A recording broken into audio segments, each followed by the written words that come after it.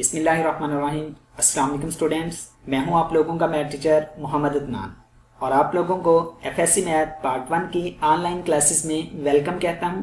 आज से हम अपनी बकायदा क्लासेस का आगाज कर रहे हैं जिसमें हम स्टार्ट करेंगे चैप्टर नंबर 9 से। तो आप लोगों ने बिल्कुल टेंशन नहीं लेनी, परेशान नहीं हो जाना कि हमने पहले 8 चैप्टर तो किए नहीं, हम डायरेक्ट 9 के ऊपर क्यों आ गया। पहली बात तो ये कि आप लोगों की जो फर्स्ट ईयर की मैथमेटिक्स की बुक है इसके 2 मेजर पोर्शन है। एक फर्स्ट पार्ट है इसका जिसमें हम अलजेब्रा को डिस्कस करते हैं और दूसरा पार्ट है ट्रिग्नोमेट्री का। तो हम अब ट्रिग्नोमेट्री से स्टार्ट ले रहे हैं, तो इसका प्रीवियस 8 चैप्टर्स के साथ कोई लिंक नहीं है। हाँ, 9 से आगे जो 14 चैप्टर तक हैं इनके आपस में लिंक हैं, तो इसलिए आप लोगों ने परेशान नहीं होना। बल्कि ये चैप्टर 9 इसलिए भी स्टार्ट करवाया है, ये ट्रिग्नोमेट्री का पोर्शन है और ट्रिग्नोमेट्री बनिस्बत अलजेब्रा के बहुत आसान है। इसमें आप लोगों को कोई लंबे चौड़े थ्योरम्स नहीं करने, सिर्फ आप लोगों ने फार्मूलाज को याद करना है और उनको अप्लाई करना सीखना है कि किस तरह से हम अप्लाई करवा के हमारे रिक्वायर्ड रिजल्ट हासिल कर सकते हैं। तो इसमें जो हमारा चैप्टर 9 है वो है फंडामेंटल्स ऑफ ट्रिग्नोमेट्री के बारे में। अब इसमें जो ट्रिग्नोमेट्री वर्ड्स यूज हुआ है इसका क्या मतलब है, तो ये ग्रीक वर्ड से ड्राइव है, ड्राइव फ्रॉम 3 ग्रीक वर्ड्स। अब वो ग्रीक वर्ड्स कौन कौन से हैं, यहाँ पर अगर आप देखें तो ये एक वर्ड बन रहा है ट्राई। तो ट्राई का मतलब क्या होता है, 3। ये ग्रीक वर्ड ट्राई से निकला है जिसका मतलब 3। दूसरी बात यहाँ पे लिखी हुई है गोनो। गोनो ये एक ग्रीक वर्ड गोनी से निकला है जिसका मतलब होता है एंगल्स, और मैट्री ये मैट्रम से निकला है और इसके मीनिंग होते हैं मेजरमेंट। तो लिटरली अगर आप लोग यहाँ पे देखें तो इसका मतलब ये हुआ कि ये मेजरमेंट है 3 एंगल्स की। तो फिर हम यूं इसको ट्रिग्नोमेट्री को यूं भी कह सकते हैं कि मेजरमेंट ऑफ 3 एंगल्स। ट्रिग्नोमेट्री क्या है, मेजरमेंट ऑफ 3 एंगल्स। अब डियर स्टूडेंट्स यहाँ पे 3 और मेजरमेंट इन दोनों से तो आप लोग पहले से ही फेमिलियर हैं, लेकिन यहाँ पे एक ये जो टर्म एंगल यूज हुई है इसको हम डिस्कस करते हैं कि एंगल क्या चीज है। तो ये बात याद रखें, 2 rays with common starting point form an angle. अब यहाँ पे मैंने रेज को भी थोड़ा हाईलाइट किया हुआ है ताकि आप लोगों को बता सकूं कि रेज क्या चीज होती हैं और रे और लाइन के अंदर डिफरेंस क्या है। अब एंगल को अगर हम डायग्राम के जरिए से देखना चाहें तो हम कंसीडर करते हैं कि ये हमारे पास फर्स्ट रे है और यहाँ पर कोई एक और रे है जो इससे इस कॉमन पॉइंट के ऊपर मीट कर रही है। तो फिर ये जो कर्व है ये एक एंगल डिफाइन करेगी और इसमें ये जो फर्स्ट रे होती है इसको हम इनिशियल रे का नाम देंगे और ये जो सेकंड रे है इसको हम टर्मिनल रे भी बोलते हैं और फाइनल रे भी बोलते हैं। तो अब हम देखते हैं कि जी रे और लाइन के अंदर डिफरेंस क्या है। तो डियर स्टूडेंट्स ये बात याद रखें, जो लाइन हमारे पास होती है वो यूं कुछ इस तरह से होती है, मतलब लाइन को हम दोनों तरफ से जितना मर्जी चाहे बढ़ा सकते हैं, लेकिन रे इसके अपोजिट है। रे की कुछ यूं सूरत हाल होती है हमारे पास, इसका ये जो एक पॉइंट है ये फिक्स्ड होता है, इस रे को हम इस पॉइंट से नहीं बढ़ा सकते, बल्कि जब भी हमने इसको बढ़ाना होगा, इंक्रीज करना होगा, तो हम इस साइड से इसको बढ़ा सकते हैं। जबकि लाइन के अंदर ये सूरत हाल नहीं होती, हम लाइन को अगर चाहें तो इस साइड से भी बढ़ा सकते हैं और अगर हम लाइन को चाहें तो इस साइड से भी बढ़ा सकते हैं।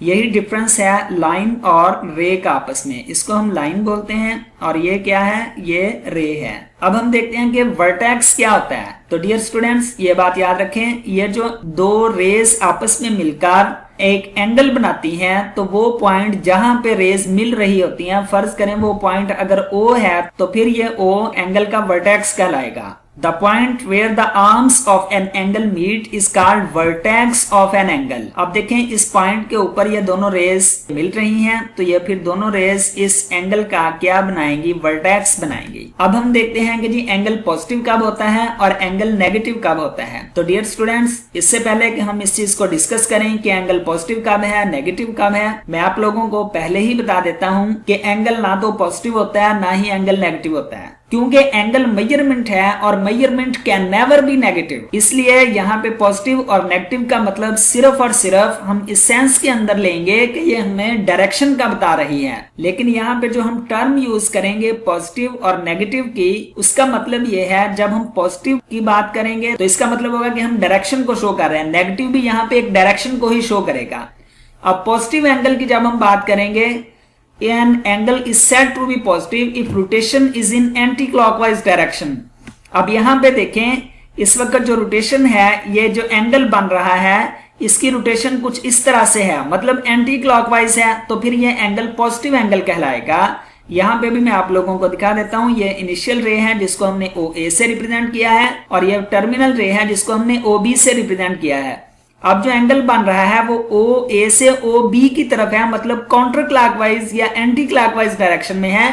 इसलिए फिर यहाँ पर जो भी एंगल बन रहा होगा, अल्फा, बीटा, गामा, थीटा, जो भी आप उसको नाम दें, वो एंगल पॉजिटिव एंगल कहलाएगा। अब हम देखते हैं जी कि नेगेटिव एंगल कब होता है, जब यही डायरेक्शन क्लॉकवाइज में चली जाए। An angle is said to be negative if rotation is in clockwise rotation. अगर इस तरह से कंडीशन बन रही हो कि एक ये रे है OA, एक ये रे OB है। अब इस वक्त जो एंगल हमारा बन रहा है वो क्लॉकवाइज डायरेक्शन में, अगर क्लॉकवाइज रोटेशन के अंदर होगा तो फिर एंगल वो नेगेटिव सेंस के अंदर हम उसको मेजर करेंगे। और इस वक्त आप लोग यहाँ पे भी देख सकते हैं कि हमने इस नेगेटिव एंगल के अंदर इसको इनिशियल रे कह रहे हैं, जबकि यहाँ पे तो ये टर्मिनल रे थी। देखें जो फर्स्ट रे होती है, फर्स्ट रे का मतलब जहां से एंगल स्टार्ट हो रहा है, तो वो हमारी इनिशियल रे कहलाती है। यहाँ पे चूंकि एंगल OA से स्टार्ट हो रहा था OB की तरफ, तो इसलिए हमने इसको इनिशियल रे का नाम दिया।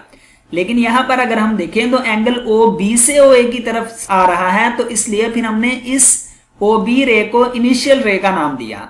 अब यहाँ पे एक और भी कंसेप्ट की बात है, तो उससे भी आप लोगों को आइडिया हो जाएगा और आप लोगों को ये याद रखना इजी हो जाएगा कि हम समटाइम्स हमें नहीं पता चलता कि हमने क्लॉकवाइज या काउंटर क्लॉकवाइज को, इन दोनों में से किसको हमने पॉजिटिव लेना है तो किसको हमने नेगेटिव लेना है। तो डियर स्टूडेंट्स, ये बात याद रखें, हमारी नेचर के अंदर कुदरती तौर पे जितने भी सिस्टम्स हैं वो रिवॉल्व कर रहे हैं, वो सारे के सारे काउंटर क्लॉकवाइज डायरेक्शन में हैं। वो सारे के सारे किस डायरेक्शन में है? एंटी क्लॉकवाइज डायरेक्शन में है। अगर सूरज की रेवोल्यूशन है तो वो भी काउंटर क्लॉकवाइज है, अगर जमीन मूव कर रही है तो वो भी काउंटर क्लॉकवाइज डायरेक्शन में है। इवन के जब हम हज करने के लिए जाते हैं हरम शरीफ में, बैतुल्ला में, तो वहां पे भी जो हम तवाफ का चक्कर लगा रहे होते हैं तो वो भी हम काउंटर क्लॉकवाइज रोटेशन में होते हैं। अब चूंकि नेचर के अंदर नेगेटिविटी नहीं है, तो इसीलिए जब हम एंगल को मेजर कर रहे होते हैं और काउंटर क्लॉकवाइज मेजर करते हैं, तो हम उस वक्त भी इसको पॉजिटिव सेंस के अंदर ही लेते हैं। इसकी जो मैग्नीट्यूड है वो हम पॉजिटिव कंसीडर करते हैं, और नेगेटिव उसके फिर अपोजिट जो होगा वो नेगेटिव ही हम उसको कंसीडर करेंगे। आई होप आप लोगों को इस आइडिया से भी पॉजिटिव और नेगेटिव एंगल को याद रखना आसान हो जाएगा। अब इससे नेक्स्ट, चूंकि ये एंगल है तो फिर हम इसको मेजर भी कर रहे हैं, तो अब मेजरमेंट का इसका कोई ना कोई रूल भी होगा। तो there are two commonly used measurements for angle. तो आप लोगों ने टू के ऊपर ही पक्के नहीं हो जाना। टू चूंकि आप लोगों के सिलेबस में है, मेजरमेंट्स के जो सिस्टम है जिसमें से एक सेक्साडेसिमल सिस्टम है, इसी को हम डिग्री, मिनट और सेकंड सिस्टम भी बोलते हैं, और इसी को हम इंग्लिश सिस्टम भी बोलते हैं। तो परेशान नहीं हो जाना, ये तीनों एक ही सिस्टम के नाम हैं, जबकि दूसरा है रेडियन। इसके अलावा एक और सिस्टम भी है जिसको हम ग्रेड्स में मेजर करते हैं, लेकिन वो चूंकि आप लोगों के सिलेबस का हिस्सा नहीं है इसलिए हम उसको डिस्कस नहीं करेंगे। यहाँ पे अब हम देखते हैं जी कि सेक्साडेसिमल सिस्टम क्या है। तो ऐसा नंबर सिस्टम जिसकी बेस 60 हो उसको हम कहते हैं सेक्साडेसिमल सिस्टम। अब यहाँ पे बेस 60 होने का मतलब क्या है? बिल्कुल उसी तरह से जिस तरह से हमारा टाइम पीरियड जो है उसको भी हम अगर देखें तो हर 60 सेकंड के बाद नया मिनट स्टार्ट हो जाता है, तो फिर हर 60 मिनट के बाद नया आर स्टार्ट हो जाता है। तो इसी तरह से जो सेक्साडेसिमल सिस्टम है इसमें भी हमारी जो मेजरमेंट्स हैं पहले वो सेकंड से स्टार्ट होती हैं, हर 60 सेकंड से फिर मिनट्स में चली जाएंगी, फिर मिनट से आगे क्या होगा, हर 60 मिनट के बाद 1 डिग्री आ जाएगी। तो अब हम देखते हैं जी कि डिग्री, मिनट और सेकंड को हम अब डिटेल के साथ देख लेते हैं जी कि डिग्री क्या है। If we divide a circle into 360 equal parts, यहाँ पे मैं आपको वर्बली बता देता हूं, फिर हम इस स्टेटमेंट की तरफ आएंगे कि यहाँ पे ये एक हमारे पास सर्कल है। अब इस सर्कल को अगर हम 360 इक्वल पार्ट्स के अंदर डिवाइड करें, यहां से देखें उसने 0 से स्टार्ट किया 1 2 3 4 10 तक, फिर आगे इस तरह से उसने पूरे सर्कल को क्या किया हुआ है 360 इक्वल पार्ट्स के अंदर डिवाइड किया है। ये 350 ये 10, फिर मजीद इसमें जब ऐड करेंगे तो यहाँ पे 360 आ जाएगा। अब इस पूरे सर्कल को अगर हम 360 इक्वल पार्ट्स के अंदर डिवाइड करें तो इसमें से ये जो हर एक पार्ट है ये 1 डिग्री को डिनोट करेगा, ये 1 डिग्री कहलाएगा।